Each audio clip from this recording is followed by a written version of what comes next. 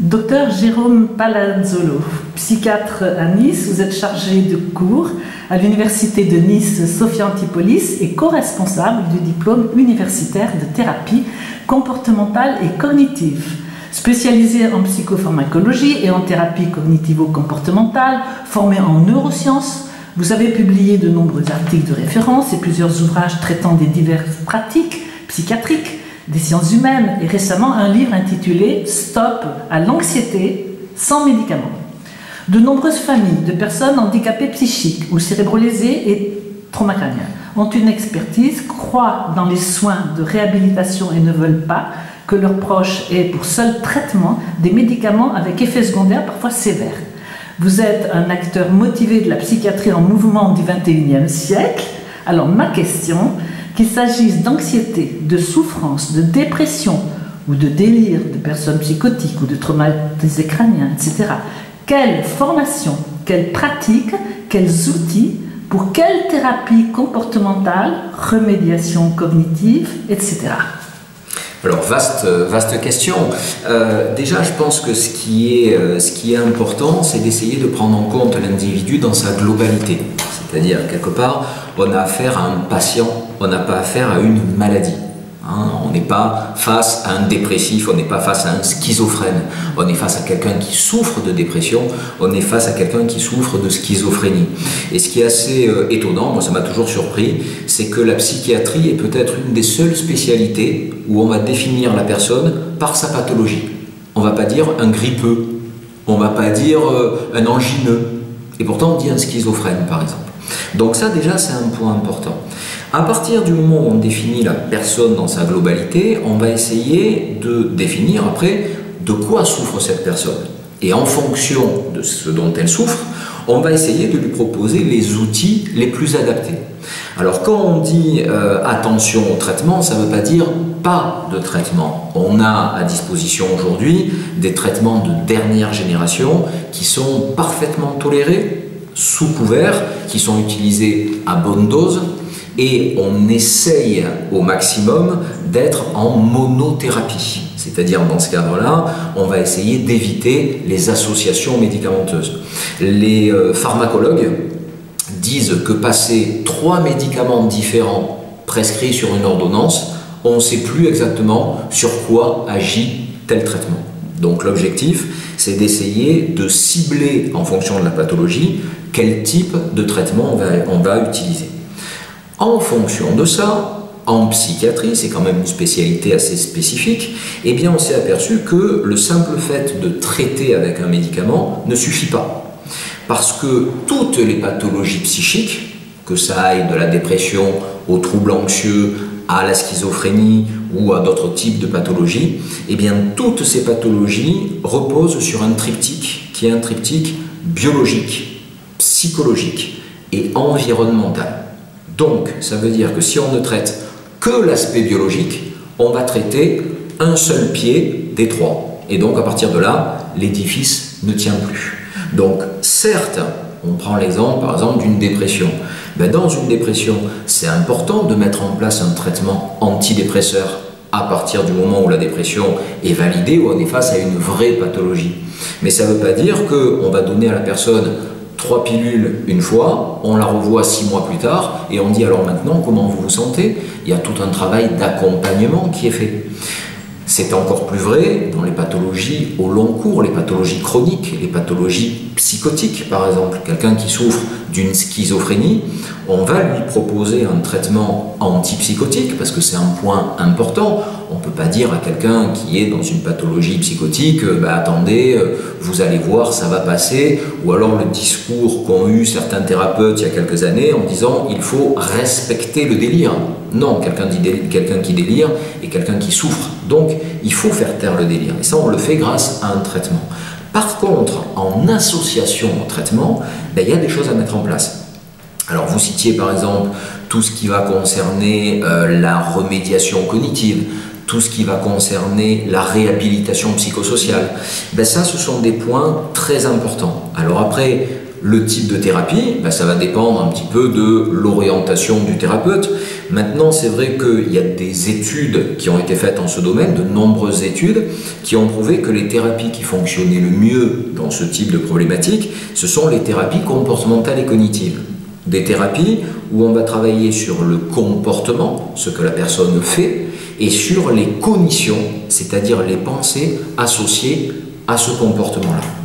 Et l'intérêt de ces modules proposés, modules de formation proposés pour les patients, c'est qu'il existe aussi des modules de formation qui font les patients et les proches et les aidants. Parce qu'on s'est aperçu, là aussi il y a eu beaucoup d'études qui ont été faites, que dans à peu près 70% des cas, il y avait une souffrance des familles, une souffrance des proches. Alors par exemple avec des problèmes de divorce, des problèmes financiers, des problèmes de vie sociale perturbée, des problèmes d'inquiétude face à l'avenir du proche.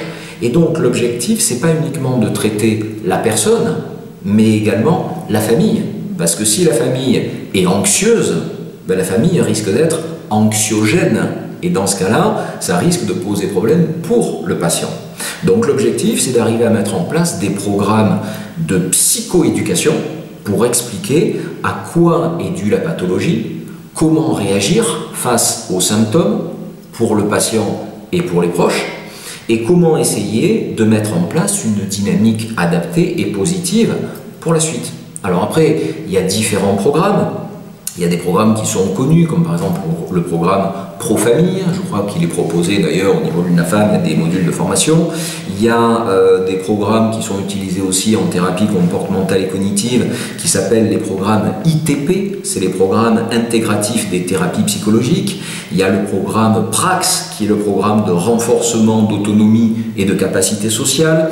Enfin, il y a de nombreux programmes, mais tous sont basés sur la même dynamique, c'est-à-dire qu'il y a un module de psychoéducation, c'est expliquer à la personne qu'est-ce que c'est par exemple qu'une schizophrénie, et une schizophrénie c'est une maladie, ça il faut bien le signaler, c'est pas juste la personne qui fait du cinéma ou qui est fatiguée ou quoi que ce soit, c'est une personne qui est malade et qui souffre d'une pathologie, donc ça veut dire que cette pathologie, on peut la traiter, on peut l'aider, elle est liée à quelque chose. Pour faire bref, au niveau cérébral, on va considérer qu'une pathologie psychotique, une schizophrénie, est liée à une hypersécrétion de dopamine, qui est un messager. La plupart des traitements antipsychotiques vont être des bloqueurs de cette dopamine. Donc ça, c'est l'aspect biologique.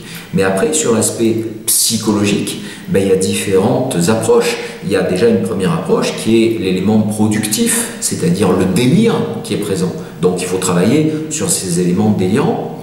Il y a aussi l'approche qui est une approche déficitaire où la personne perd contact avec la réalité, perd contact avec le réseau social, perd contact avec la vie au quotidien.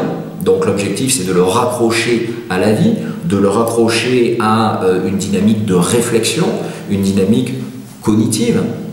Et il y a également une dynamique environnementale qui est tout ce qui va concerner la gestion des stress. Et on sait très bien que, quelle que soit la pathologie psy, on est sur un modèle stress, vulnérabilité. Donc plus le stress augmente, plus la personne est vulnérable. Donc tous ces modules de remédiation cognitive, de réhabilitation psychosociale, sont des modules qui vont prendre en compte l'ensemble de ces problématiques. C'est-à-dire qu'il va y avoir des outils pour apprendre à mieux gérer le traitement, mieux comprendre la maladie, parce que quand on comprend mieux la maladie, on comprend pourquoi on prend tel type de traitement, et le traitement, à aucun moment, on ne va le prendre pour faire plaisir au psychiatre ou aux proches, on va le prendre parce qu'on sait que ça agit sur tel messager, tel neurotransmetteur, tel récepteur. La personne s'approprie le traitement, comme elle s'approprie aussi la maladie. Je souffre de ça, donc je vais prendre ça. Mais ça, c'est humain, c'est même pas lié à la psychiatrie. Demain, si je vais voir mon médecin généraliste et qui me dit bah tiens, prenez tel antibiotique, s'il me dit pas pourquoi je vais prendre un antibiotique, pourquoi je vais devoir le prendre pendant 3 semaines et pas pendant 3 jours, je vais faire n'importe quoi avec mon traitement. Donc le but, c'est d'arriver à comprendre le traitement, comprendre le mode opératoire de la maladie. Donc ça, ce sont des modules assez spécifiques, vraiment de psychoéducation. Ensuite, on va travailler sur tout ce qui est, on disait, technique de gestion de stress, donc la gestion des émotions. comment arriver à apaiser l'angoisse, que cette angoisse soit liée à un événement précis, à une situation précise, ou même aux symptômes dont on est victime. Quelque part, pour vous, pour moi, même si c'est pas super agréable, ça va pas poser un gros problème d'aller faire les courses dans un centre commercial un samedi après-midi en pleine période de solde. Sauf que pour la personne qui est envahie de joie, qui est dans une dissociation, ça va être l'enfer. Donc parfois dans ces modules, on va travailler peut-être sur des concepts qui peuvent sembler basiques pour le commun des mortels, mais qui pour la personne va être très important. Donc ça, ce sont déjà des modules majeurs au niveau de la gestion du stress. Et ensuite, il y a des programmes qui sont assez spécifiques sur tout ce qui va concerner la dynamique sociale. Comment arriver à maintenir une conversation, comment arriver à exprimer ses émotions, comment arriver à recevoir un compliment. Des choses toutes simples, mais des choses essentielles, parce que la personne ne va pas réagir de manière adaptée par rapport à ces émotions-là. Par exemple, quelqu'un qui est dans des éléments complètement délirants, dans un délire de persécution, si vous lui faites un compliment, si vous discutez avec elle, peut-être qu'elle va vivre ça comme une véritable agression. Il y a des programmes aussi de psychoéducation qui peuvent se faire sur un mode ludique. Et par exemple, il y a un jeu qui s'appelle le jeu Compétences, qui est basé un peu sur le principe du trivial poursuite, par exemple. Donc, on joue, entre guillemets, mais on apprend. On travaille sur une dynamique bien spécifique. Et dans ces modules, il y a aussi, dans la plupart de ces modules-là, des travaux qui se font en jeu de rôle. C'est-à-dire qu'on va poser une situation qui est une situation sociale du quotidien et on va la travailler ensemble. Donc ça, ce sont déjà des éléments importants qui peuvent être pris en charge. Ensuite, ces modules psychoéducatifs, ils peuvent être utilisés, alors souvent en institution, et ça, c'est un point important, c'est-à-dire il faut que les personnes soient formées à ça. Comme ça, on ne s'intitule pas thérapeute TCC, on ne va pas mettre en place un module de psychoéducation si on n'a pas été formé pour le faire. Donc il y a toute une formation qui se met en place, qui peut être faite par des instances avérées compétentes en la matière. Et par exemple, l'Association française de thérapie comportementale et cognitive, l'AFTCC, propose des formations sur quelques jours, justement à ce type de modules. Donc, ces formations se font pour organiser ces modules de psychoéducation au niveau intra-hospitalier, mais ce sont aussi des choses qui se font en extra-hospitalier, en particulier dans les centres médico-psychologiques, en particulier chez des psychologues aussi qui font des groupes dans ce contexte, des groupes d'affirmation de soi, des groupes de gestion du stress, des groupes de psychoéducation. Donc c'est sûr que ça nécessite une certaine logistique, mais c'est quelque chose qui est important et qui aide à la fois le patient et ses proches, sa famille. Vous avez créé un diplôme à l'Université de Nice. Vous pouvez nous donner quelques renseignements sur ces formations? Bien sûr. Alors, on l'a créé en association avec l'Association française de thérapie comportementale et cognitive et selon des normes bien spécifiques qui sont des normes européennes, parce qu'on ne peut pas délivrer un diplôme universitaire de thérapie comportementale et cognitive en inventant comme ça un programme ou des modules. Donc en fait, c'est un programme qui a été bien défini, c'est un diplôme qui se passe donc à la faculté de psychologie à Nice et qui est une formation actuellement sur 2 ans et sans doute sur 3 ans. Parce qu'aujourd'hui, pour se mettre en accord avec les normes européennes, il faut faire valoir aussi une supervision. Donc la 3e année sera une année de supervision dans le cadre de ce type de thérapie. Donc ce sont les thérapies comportementales et cognitives, où donc, comme on disait, il y a une partie d'un travail qui se fait sur les cognitions, les pensées qu'on peut avoir dans toutes les pathologies au niveau dysfonctionnel, et on va travailler sur des processus de pensée alternatifs, et on réapprend entre guillemets à la personne à penser de manière adaptée. Donc dans ce cadre-là, ce sont des cours qui ont lieu les vendredis et les samedis une fois par mois. La formation est ouverte aux psychologues qui ont validé leur Master 2, donc qui ont le titre de psychologue, elle est ouverte aussi à tous les personnels soignants, aux médecins, aux psychiatres également, et puis également au personnel de la santé en général. Par exemple, on a eu des personnes qui étaient médecins du travail, des personnes qui travaillaient dans le milieu de la santé, des sages-femmes, des formateurs. Donc en fait, on essaye d'élargir au maximum.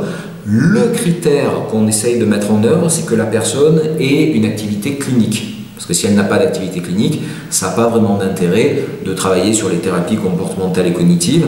Et surtout, on a cette chance-là, c'est que c'est un diplôme qui a beaucoup de succès, donc il y a beaucoup de demandes. Là, cette année, par exemple, on a ouvert 20 places et on a eu plus de 80 demandes. Donc en fait, on est obligé de sélectionner en fonction de ces critères-là. Bon, il reste maintenant à développer ces thérapies dans tous les hôpitaux généraux qui font de la psychiatrie, et évidemment de partout ailleurs, dans les cliniques, etc. Et on peut signaler aussi que c'est prouvé scientifiquement l'efficacité de ces thérapies, puisque avec l'IRM fonctionnel, en faisant une IRM au début, avant la thérapie et après, ou la remédiation, remédiation cognitive, et à la fin, on a constaté que le cerveau fonctionnait dans plusieurs endroits à la fin, alors qu'au début, il fonctionnait beaucoup moins. Donc c'est déjà une... Est-ce que vous avez d'autres preuves scientifiques? Alors oui, c'est-à-dire que ces thérapies, ce sont des thérapies, de toute façon, même dans leur modalité de mise en œuvre, qui sont des thérapies évaluées. C'est-à-dire que tout au long de la thérapie, on fait passer des échelles d'évaluation pour voir où on se situe. Donc en gros, ce sont des thérapies qui peuvent être évaluées scientifiquement. D'ailleurs, le terme même de thérapie comportementale et cognitive, au départ, c'était un terme qui a été tiré de la psychologie expérimentale. C'est-à-dire, en fait, c'est vraiment une thérapie, entre guillemets ou pas d'ailleurs, avec une dynamique scientifique. Donc dans ce cadre-là, c'est vrai que toutes les thérapies ne sont pas évaluables. Ça ne veut pas dire qu'elles ne marchent pas, mais en tout cas, en thérapie comportementale et cognitive, il y a énormément de littérature qui a prouvé que ce sont des thérapies qui fonctionnent. Et il y a eu, comme vous l'avez cité, pas mal d'études qui ont été faites en imagerie fonctionnelle, où on s'est aperçu qu'effectivement, à partir du moment où on travaillait avec la personne sur ce type de thérapie, eh bien, on avait une action sur certaines zones cérébrales. Et par exemple, les thérapies comportementales et cognitives comportent plusieurs vagues. Il y a une première vague dans les années 60 qui a été une vague vraiment comportementale, où on travaillait vraiment que sur le comportement. Ensuite est arrivée une deuxième vague qui est la vague cognitive, où on a associé tout le travail sur les pensées dysfonctionnelles, ce qu'on appelle les postulats dysfonctionnels, et on travaille là-dessus pour aider la personne à modifier sa manière de penser. Et actuellement, on en est à la troisième vague. La troisième vague, c'est un travail qui se fait sur une dynamique émotionnelle. Et ça, on en parle beaucoup dans la littérature scientifique et grand public. C'est tout ce qui va concerner, par exemple, la mindfulness, qui est les techniques de méditation en pleine conscience, par exemple.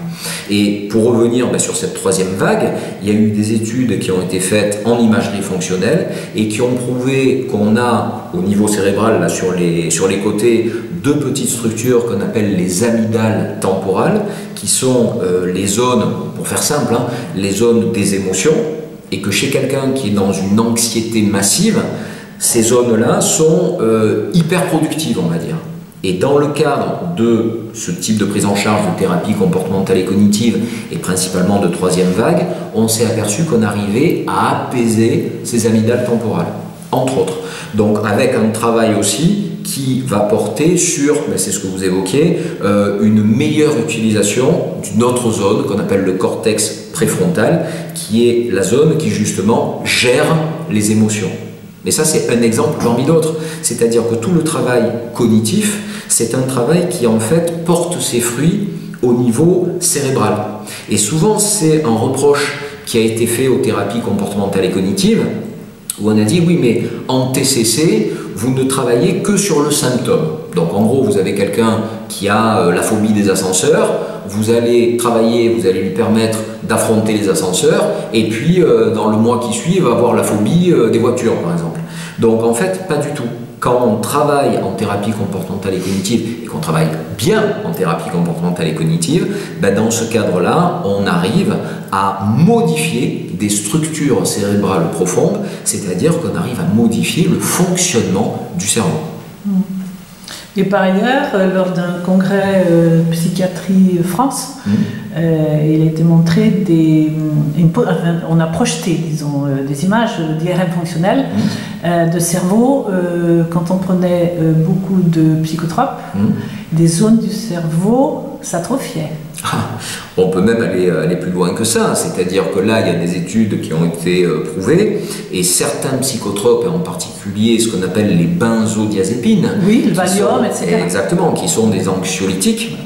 Les benzodiazépines, les principales, vous avez le Valium, le Lexomil, le Xanax, le Temesta, le Seresta, le Tranxène, le Rivotril. Tous ces médicaments-là peuvent, lorsqu'ils sont pris sur le long cours, induire une sorte de dégénérescence neuronale, et on s'est aperçu que lorsqu'ils étaient pris sur le très long cours, eh bien, ils favorisaient l'apparition de syndromes démentiels de type maladie d'Alzheimer. Et d'ailleurs, si on regarde bien au niveau de la notice de ces médicaments, normalement, ces médicaments ne devraient être prescrits que pendant 12 semaines maximum, c'est-à-dire 3 mois. Et si vous regardez autour de vous, moi je vois ça tous les jours en consultation, quand je demande à certaines personnes, je leur dis mais votre Lexomil, là vous le prenez depuis longtemps? Ouais, pas beaucoup, ça fait 5 ans, 10 ans que je le prends. Donc vous imaginez les dégâts que ça peut faire au niveau cérébral. Alors au départ, l'altération n'est que fonctionnelle, c'est-à-dire que ça va perturber la transmission entre les neurones, mais le problème c'est qu'à terme, on se retrouve avec des altérations structurelles, c'est-à-dire ce sont les neurones qui sont vraiment abîmés, quoi. Et à ce moment-là, on ne peut plus non plus proposer des réhabilitations psychosociales, des remédiations cognitives, des TCC d'une façon aussi efficace. Exactement. Alors on peut proposer, parce que justement, l'objectif c'est d'essayer d'améliorer les choses, mais effectivement, si la personne a en gros une destruction neuronale, c'est difficile après de travailler dans ce contexte-là. On travaille avec ce qui reste, quoi. Mais c'est dommage.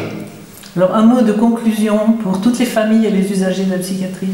Je pense que le mot de conclusion, il faut surtout rester optimiste, parce qu'on le voit, on l'a vu ces dernières années, que ce soit du point de vue médicamenteux, au niveau pharmacologique, on a régulièrement de nouveaux traitements qui arrivent sur le marché, qui sont beaucoup mieux tolérés, beaucoup plus respectueux du mode de fonctionnement cérébral, puisque par exemple aujourd'hui on a des traitements qui vont agir spécifiquement sur certaines zones du cerveau pour les stimuler, et dans le même temps sur certaines zones du cerveau pour les inhiber, alors qu'auparavant on inhibait la totalité. Donc au niveau pharmacologique, il y a énormément de choses qui se font, et pour m'intéresser un petit peu à la psychopharmacologie, on en est à peine au tout début. Il y a plein de choses qui vont arriver dans les années à venir, donc ça déjà c'est un point important. Et en parallèle de cette évolution pharmacologique, eh bien on a des évolutions psychothérapiques. Parce que là encore, les psychothérapies comportementales et cognitives, toutes les thérapies qu'on peut mettre en place aujourd'hui, c'est aussi en grande partie grâce à l'évolution des traitements. Parce qu'il y a 50 ans, on pouvait difficilement envisager ce type de thérapie à partir du moment où les seuls traitements qu'on avait, c'était des traitements qui abrutissaient les personnes. Et je ne vous parle pas il y a 200 ans quand on faisait de lobotomie. Dans ce cadre-là, on n'était pas du tout dans cette dynamique. Donc il y a de très très nets progrès qui sont en parallèle avec les progrès de la science, puisqu'on connaît de mieux en mieux le mode de fonctionnement du cerveau. Et donc, je pense que l'objectif, c'est de garder espoir et de savoir qu'aujourd'hui, certaines pathologies qui, il y a quelques années, avaient un pronostic catastrophique, aujourd'hui, sont des pathologies qui se traitent. Moi, je travaille donc pas en institution, j'ai des personnes qui souffrent de pathologies lourdes, mais qui travaillent, qui ont une vie tout à fait normale, et qui ne souffrent pas d'effets secondaires des traitements. Et je le répète, ce n'est que le début. Oui, et on peut commencer tout de suite, dès qu'on rentre à l'hôpital en psychiatrie, on peut commencer tout de suite à intégrer les hôpitaux. Donc il faut mener un grand combat au niveau de toute la France pour développer ces thérapies. Et je pense que l'Agence régionale de santé est tout à fait d'accord. Et les directions d'hôpitaux, de plus en plus, vont combler les retards. Ah ben complètement. D'autant plus que dans ce cadre-là, on s'aperçoit que ce type de prise en charge fait faire des économies de santé. Et de médicaments. Et de médicaments. Parce qu'à partir du moment où vous avez quelqu'un qui apprend à gérer son stress, qui apprend à gérer ses symptômes, qui apprend à être mieux, ça veut dire qu'on va certainement réduire la durée d'hospitalisation, on va réduire le nombre de médicaments anxiolytiques prescrits par exemple, et donc tout le monde a à y gagner. Alors, il faut savoir que ces modules de psychoéducation, de réhabilitation psychosociale, c'est quelque chose qui se développe de plus en plus au niveau des hôpitaux. Peut-être pas partout, parce que là aussi par manque de moyens, par manque de personnel. Sur la carte de la France, quand même, les Alpes-Maritimes ont encore un peu de retard, donc heureusement qu'il y a des gens comme vous pour relancer la machine. Hein. Ben, l'objectif, c'est surtout d'essayer de travailler en collaboration et d'essayer de mettre en place une dynamique. Donc c'est vrai qu'il y a des régions qui sont plus porteuses que d'autres. Les Alpes-Maritimes, ça bouge pas mal. Entre autres, là, avec l'ouverture du DU, là, ça fait 3 ans maintenant qu'on a ouvert. C'est grâce à vous. Pas grâce à moi, mais en tout cas j'ai eu la chance d'être dans le train qui a participé à ça, et puis aussi la chance de pouvoir collaborer avec l'université de psychologie, avec des enseignants qui nous ont permis d'ouvrir ce diplôme universitaire, et entre autres je vais citer le professeur André Quadéry, qui à l'époque était le responsable du département de psychologie, avec Madame Galina Yakimova, qui est co-responsable avec moi du DU. Donc ce sont des gens qui sont motivés, qui ont cru en ce projet et qui ont développé les choses. On ne peut rien faire tout seul, hein. Donc le but c'est d'essayer de mettre en place une dynamique d'équipe, une dynamique de collaboration, et à partir de là, de monter des beaux projets, quoi. Et pour des renseignements, à qui s'adresser donc ? Pour des renseignements, pour mettre en route dans un hôpital les thérapies? Eh bien, pour mettre en route ce type de prise en charge, ce que vous pouvez faire, c'est contacter alors directement l'Association française de thérapie comportementale et cognitive. Ils sont sur Paris, il y a un site internet qui est très bien fait. Et je pense que c'est le mieux, parce que eux, en plus de ça, sur le site internet, ils ont un annuaire national des thérapeutes. Donc, suivant où vous habitez, vous allez sur l'onglet, vous cliquez dessus, vous tapez la ville où vous êtes, où vous recherchez un thérapeute, et vous avez la liste des thérapeutes qui sont formés aux thérapies comportementales et cognitives et qui sont référencés par l'Association française de thérapie comportementale et cognitive. Merci, docteur Jérôme Palazzolo. Merci à vous.